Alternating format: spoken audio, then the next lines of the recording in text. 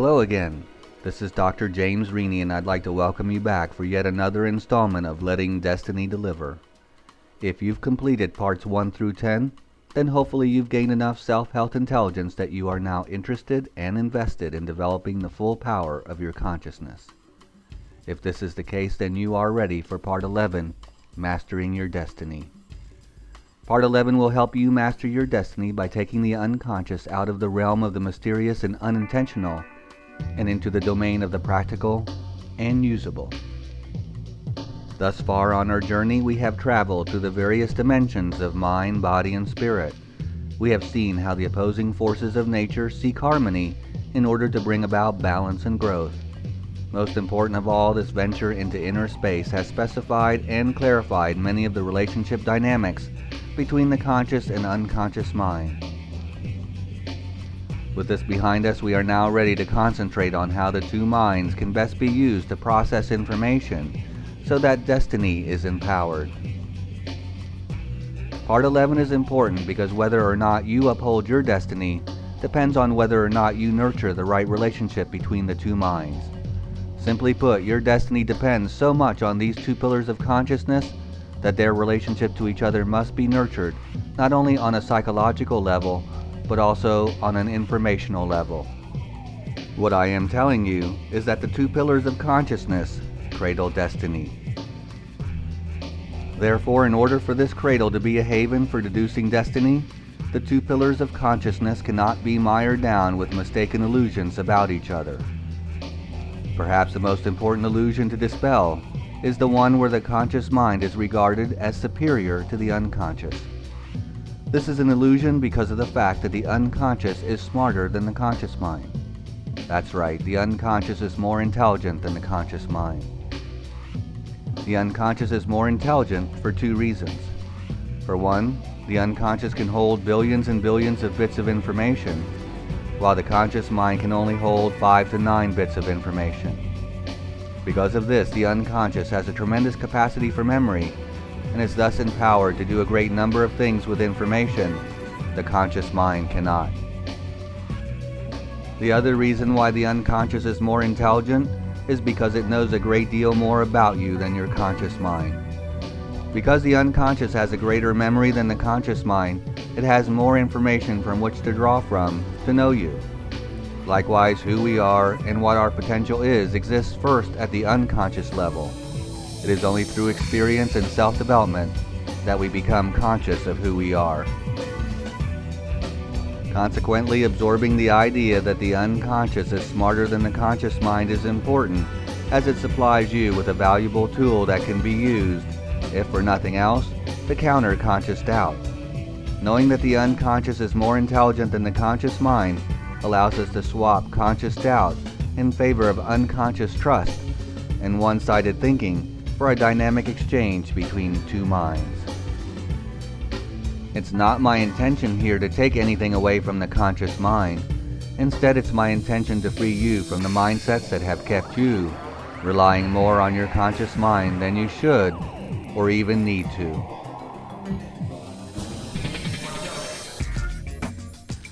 Freeing yourself from the illusion that the conscious mind is superior when it comes to processing information is helpful because it will allow you to carry on a whole host of mental activity you wouldn't be able to otherwise.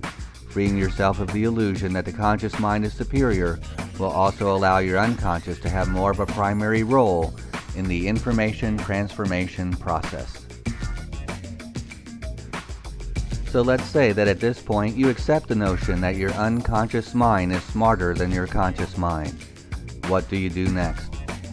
Well, the next thing you have to do is answer the all-important question: how are the two minds different when it comes to processing information?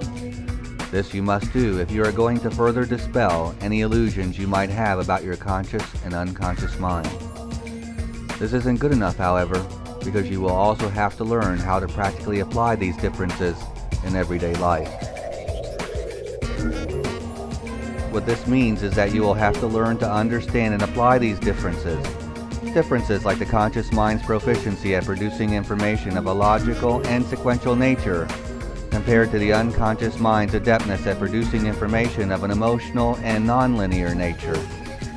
This means you will need to apply the understanding that the unconscious, rather than sequencing things into cause and effect relationships like the conscious mind, instead likes to bounce around from one idea to another. And where the conscious mind likes to reason, the unconscious is partial to being emotional. Other differences between the two minds that should be applied and understood include the conscious mind's worship of the digital world of language and numbers, in contrast to the unconscious mind's appetite for the analog world of metaphor, analogy, and symbolism. You see, both minds look at the same world, they just process it through different filters. Unfortunately, the conscious mind is under the illusion that its way of thinking is the right way. Of course, its way is only one way of looking at the world.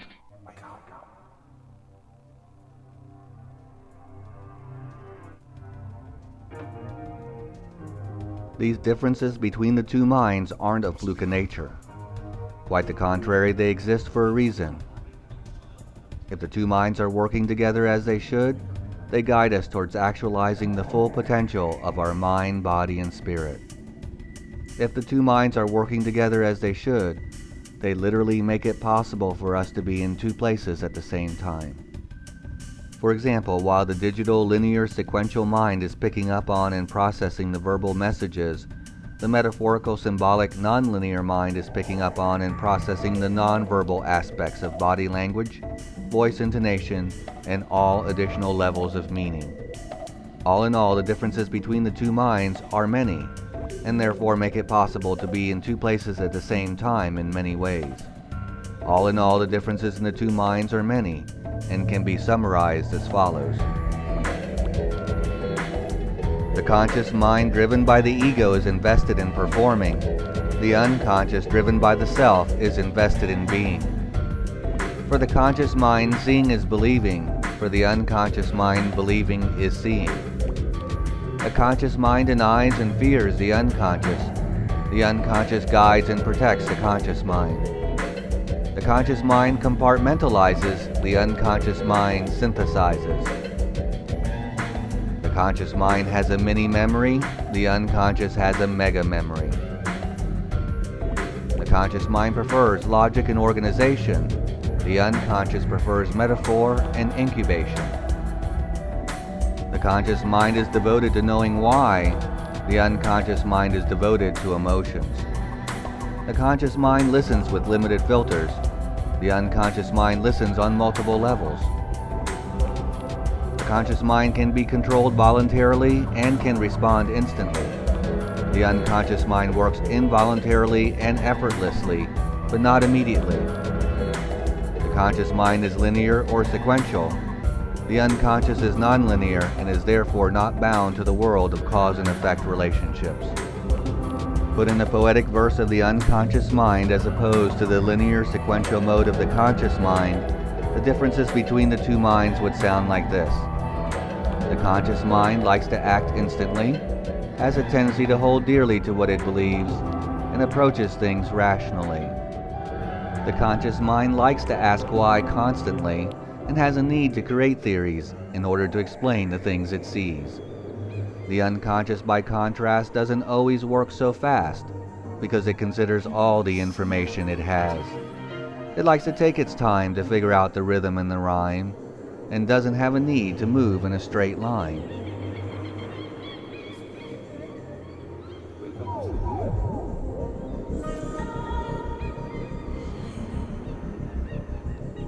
You can see from these comparisons just how opposite the two minds are when it comes to processing information. You can see from these comparisons then just how important it is that the two minds form a complementary relationship rather than a competitive one.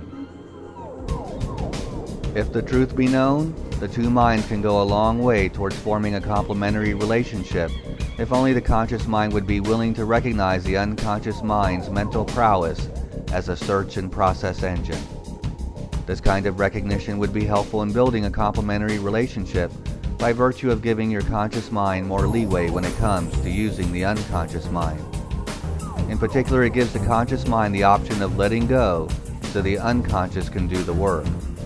In other words, consciously appreciating the unconscious mind's mental prowess as a powerful search and process engine gives the conscious mind the option of delegating many tasks to the unconscious.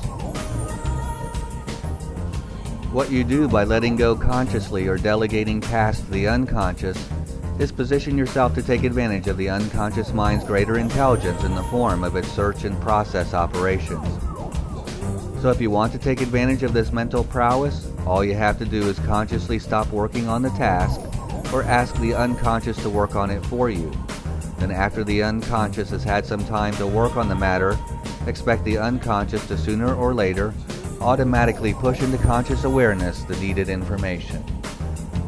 This ability to search for and process information, as you will learn, is what powers the unconscious mind's ability to do so many things. This is due in part to the independent, autonomous capabilities of the unconscious. This autonomous aspect of the unconscious, in relation to the conscious mind, is what powers it to play such a powerful role in the information transformation process.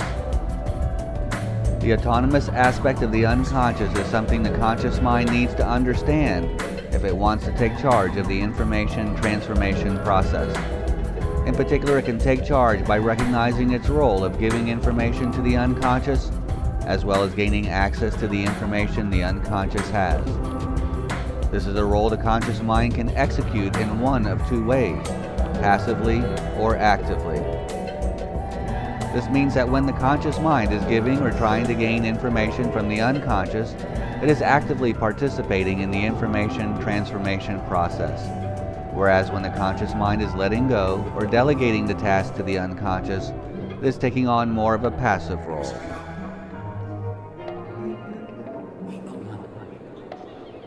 The need for the conscious mind to see the value in being passive when it has such a need to be active is especially important when we consider this notion that the unconscious is smarter than the conscious mind. So if your conscious mind wants to be a potent partner in the information transformation process, it must be willing to work with the unconscious both passively and actively.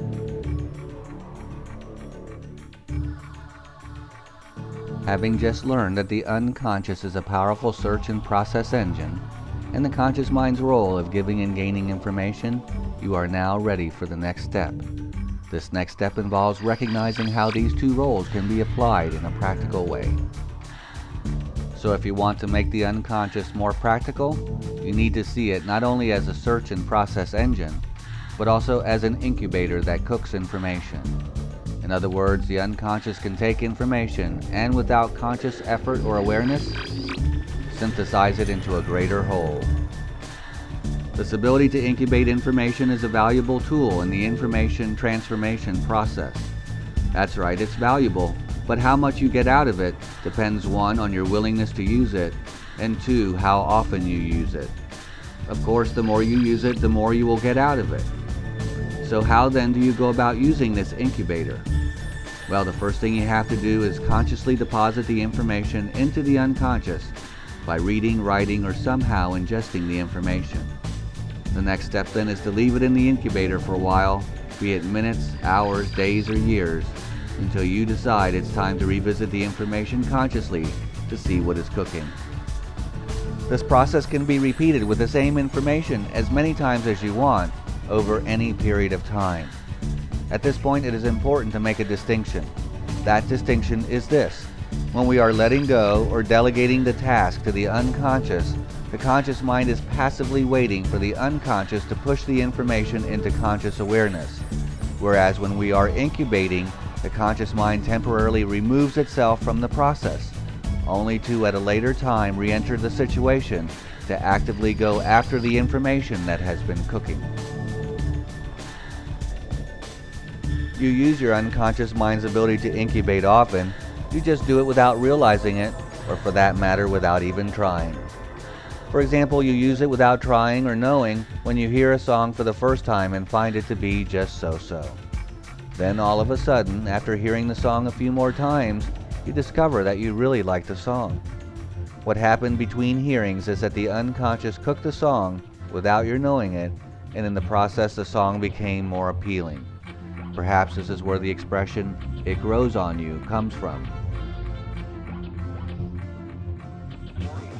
Other examples of how this incubator works for you without your knowing it include 1. Having an epiphany, 2. Having writer's block, taking a break, then going back to it and finding that now the words are there, 3. At some point reflecting on a conversation and hearing additional meanings that weren't heard originally, or 4. Just reflecting in order to achieve greater insight. The same thing happens when you see a movie for the second time and all of a sudden notice things you hadn't previously.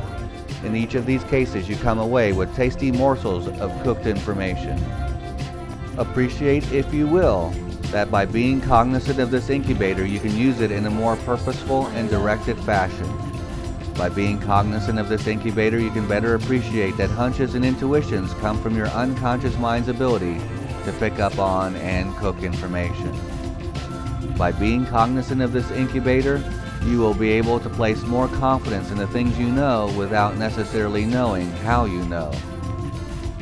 By being cognizant of the fact that the unconscious mind is a magnificent search and process engine that can do a lot of things with information, you position yourself to achieve higher levels of awareness.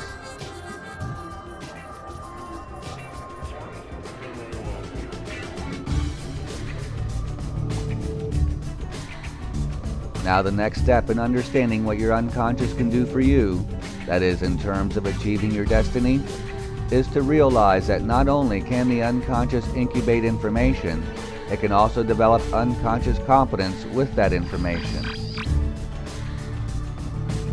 What this means is that the unconscious can achieve proficiency with whatever the conscious mind teaches it. And once the unconscious has it, it can do it all by itself. Once unconscious competence has been achieved, it will seem as if you are doing it effortlessly.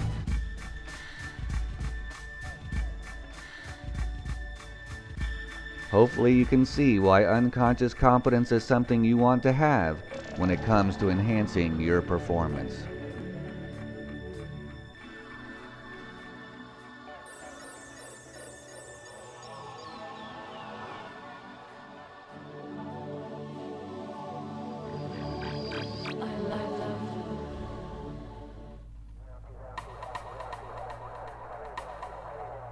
Developing unconscious competence takes time and effort, but it can also develop quickly and easily. This is because through repetition, the unconscious over time acquires the skill. Unconscious competence, for the most part, is a kind of programmed instinct. It is your automatic pilot. So whenever you are on automatic pilot, you are using unconscious competence. Metaphorically speaking, the conscious mind's role of actively giving to and gaining information from the unconscious, as well as its passive role of letting go or delegating it to the unconscious, is similar to how the heavens and earth work together to exchange water. Transfer of data incomplete.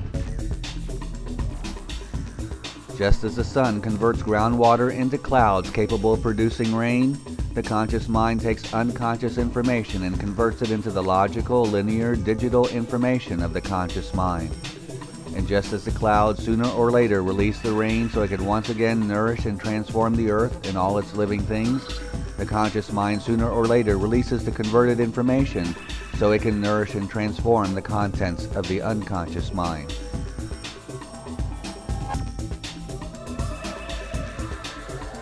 This tendency of nature to cycle appears to be her way of not only maintaining life, but also of renewing resources.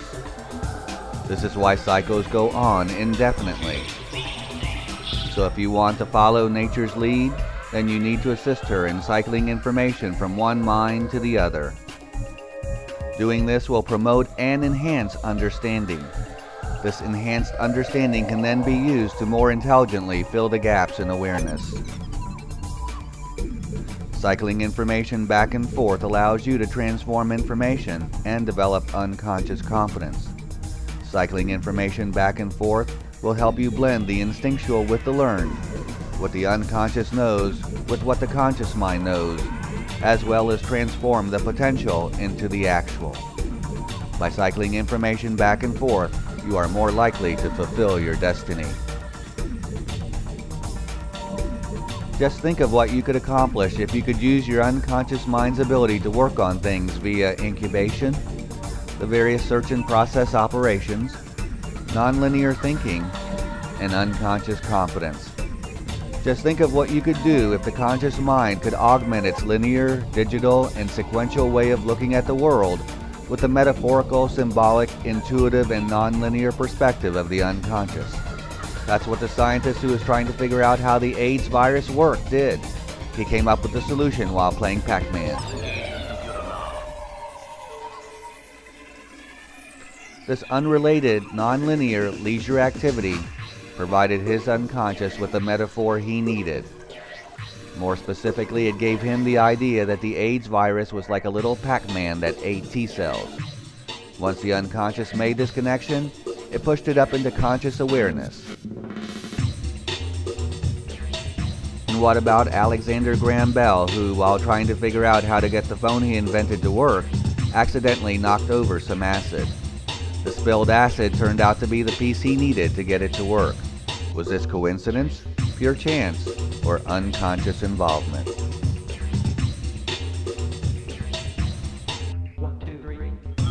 Effectively being able to use both minds in this way will more dependably give you the ability to get access to the ideas and solutions you need on an as-needed basis.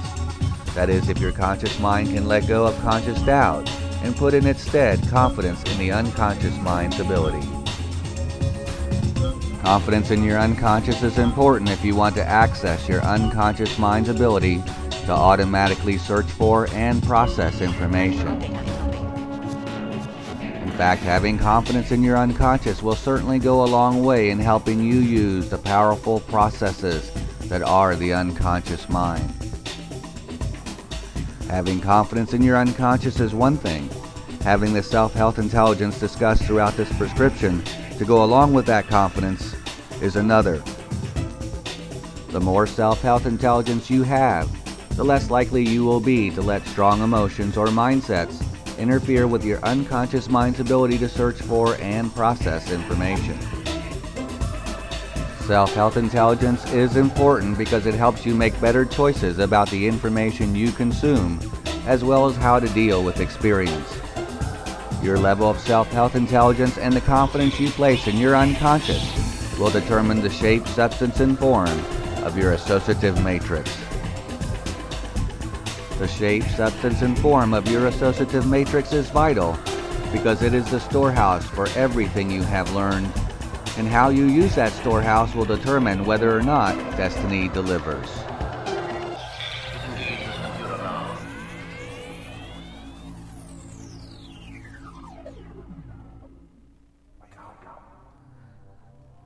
If this is true, then what additional ways exist that will help you take greater advantage of this storehouse? I believe we can best answer that question by looking at a couple athletes whose ability to take advantage of their storehouse thrust them into the public spotlight. This includes athletes like Mark McGwire, who during his home run record-breaking season used his conscious mind to actively access the home run hitting memories stored in his associative matrix. Using his conscious mind to gain access to his unconscious in this way empowered him to achieve that destiny of breaking Roger Maris's home run record for a single season. A similar example is provided by the goaltender for the U.S. women's soccer team, whose team won the 1999 World Cup. In an interview, she said that to improve her ability to defend against penalty shots during a game, that she would recall crucial blocks from prior games. By reviewing, reflecting, and remembering, you access the power that your memories and mental images hold. Keep in mind that when you are reflecting and reviewing these positive images, you are doing so not for the sake of vanity, but more so to reactivate their potential, as well as the positive side of self-knowledge. So if you want to transform past performance into future performance, try reflecting and accessing in this way. Using the unconscious storehouse of memories and mental images in this way is certainly more useful and dynamic than just letting memories serve as a historical record of the past. By deliberately using memories in this manner, you can put yourself in the right frame of mind to maximize the present. So don't just use memories in the usual unconscious manner, where they automatically dictate how you make sense of the present, or where they control your expectations of the future. because if you do, you will run the risk of creating self-fulfilling prophecies or drowning in the sea of sameness. So whether you realize it or not, your memories impact how you color the three dimensions of time: the past, present, and the future. This is the case because once memories are acquired, they become the source from which the unconscious draws in order to provide you with the understandings you need in any given moment. In other words, memories give rise to our various frames of mind, and the unconscious, with its ability to access them, gives them to your conscious mind so you can put ongoing and future experience into a context. As such, memories through the various frames of mind they establish affect how we interpret experience. Therefore, learn how triggers, either internal or external, activate unconscious processes. Learn how to use the conscious mind to temper the automatic impulsive responses of the unconscious. Reduce reactivity by combining analysis with incubation, logic with intuition, linear with non-linear thinking, and observation with hunches. Concepts, memories, ideas. You need to appreciate these, as they are unconscious building blocks stirring full of potentialities. Concepts, memories, ideas. Your unconscious thinks with these, does so with ease, and is willing to use them to please. Concepts, memories, ideas also exist consciously, but just aren't as free because they don't have the same longevity. Another autonomous aspect of the unconscious occurs while we're sleeping. This is true because while the conscious mind is sleeping, the unconscious is producing dreams. Here, as with other areas, the conscious mind can play a major role in the information transformation process by deciphering what the unconscious is communicating in these dreams. Unfortunately, rather than doing this, the conscious mind more often than not adopts the attitude that dreams are unimportant. Yet if we could remember our dreams and accurately interpret them, we would gain a broader perspective of ourselves and our lives. The dream world is a world rich with symbolism and awareness, and therefore worth learning how to interpret. Metaphors are closely related to symbols because, like symbols, metaphors contain deeper levels of meaning. This is why reflection is such a useful tool, because by using reflection we position ourselves to gain access to what the unconscious is trying to tell us, either through dreams or through metaphors.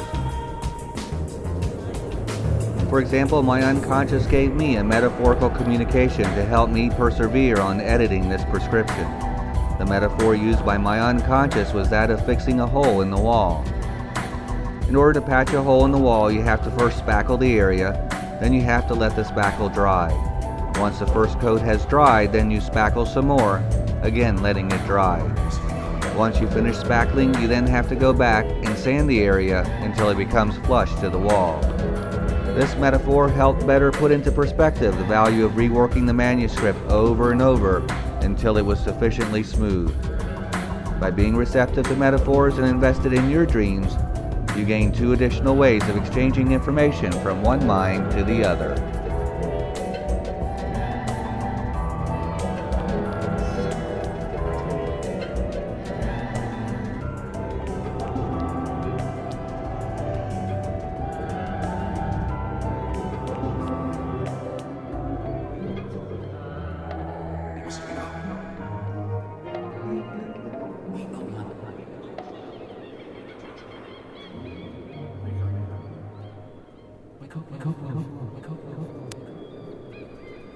Last but not least, you can tap your unconscious mind's intelligence and ability to learn by engaging in two types of behavior.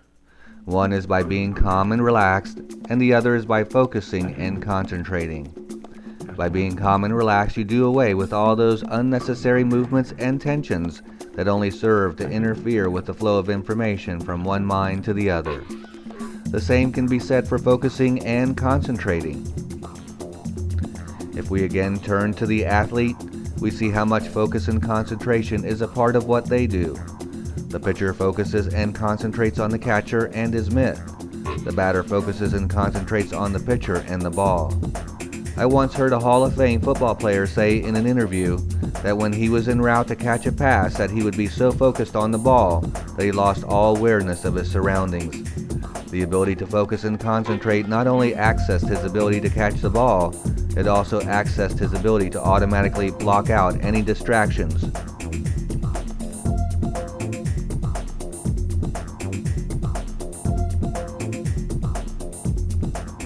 In concluding Part 11 with its focus on the information transformation process, it would be fitting to put the process in perspective by using the metaphorical language of the unconscious.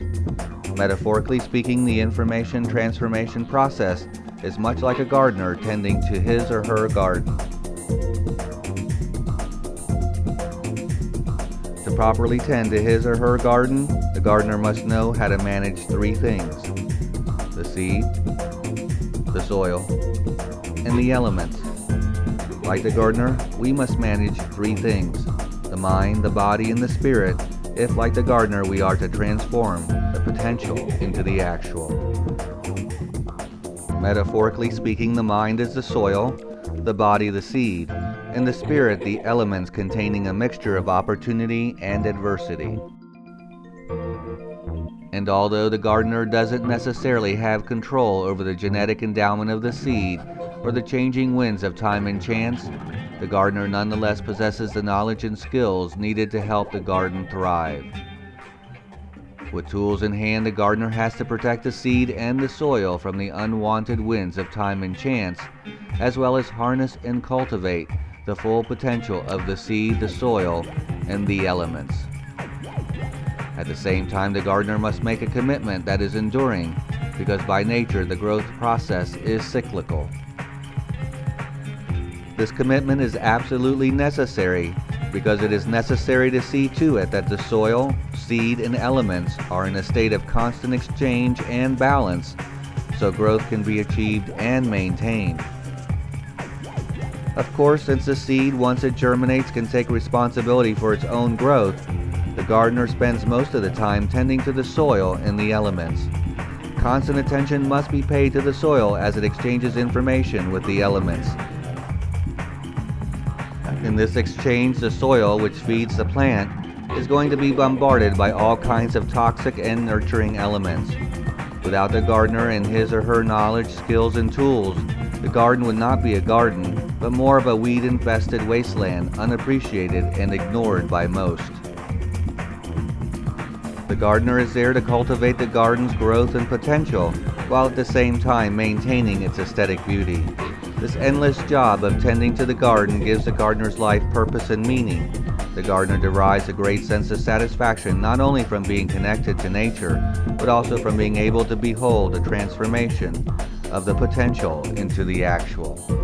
And if that isn't enough, the gardener must also carefully choose where to plant the garden. The site must provide the proper amount of rain, heat, and sunlight, depending on the nature of the plants being planted, for each plant has its unique requirements. You can see why the gardener needs to not only be skilled but also knowledgeable, because without these two things the tools lose their usefulness. And even though the gardener is so important for the garden's success, rarely are their efforts foremost in the minds of the onlooker. Fortunately for the gardener, the work isn't done for the glory, but more so others can appreciate and behold the beauty and bounty of nature. So don't get stuck in the mindsets that keep you trapped in the same old.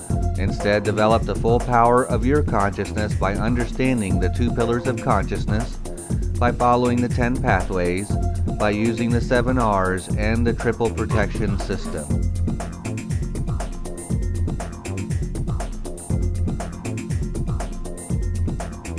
This brings us to the conclusion of Part 11.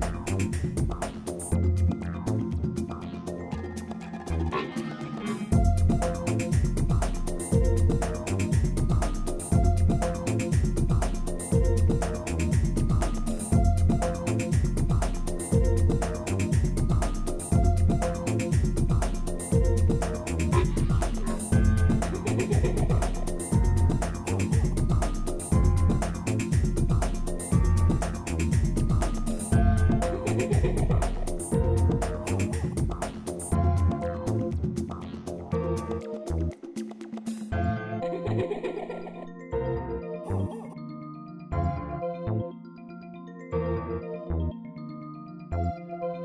day.